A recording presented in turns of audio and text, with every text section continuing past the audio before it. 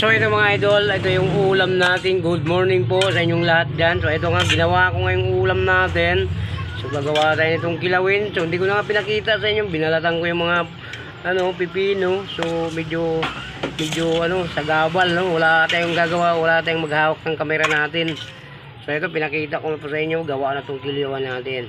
Yung kilawin natin mga idol, itong bangus. Ayun, no? Sarap mga idol, itong templado na to. So medyo pilaw pa yung kanin natin, nakagalang pa tayo dyan.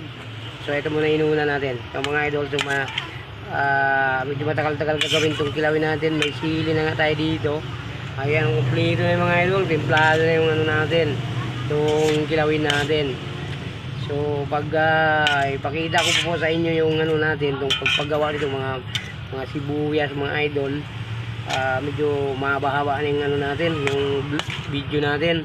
So ito pinakita ko po sa inyo itong kilawin natin na gawa na. Ito ako po gumawa nito mga idol, talagang ginagawa ko. Hindi ko na pakikita yung ginawa natin, yung paghiwa natin na yung mga sibuyas natin, mga ricado natin. Andiyan na po yan, kumpleto na yung mga idol, may luya na yan. So ito medyo naisip ko maglagay muna tayo ng kalamansi, para masarap, Ito meron tayong kalamansi dito, bigyan natin ng kalamansi mga idol. Mga 2 piraso o 3. Ayos na yung mga idol. Ayan, ito kalamansi, bigyan natin.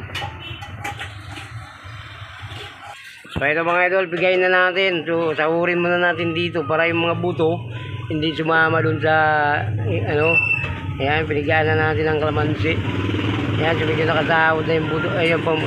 So binanya natin mga idol para yung buto, ayan na lang natin mamaya para hindi siya sasama dun sa ating kilawin. Ayan bigyan natin medyo maraming katas mga idol itong kalamansi.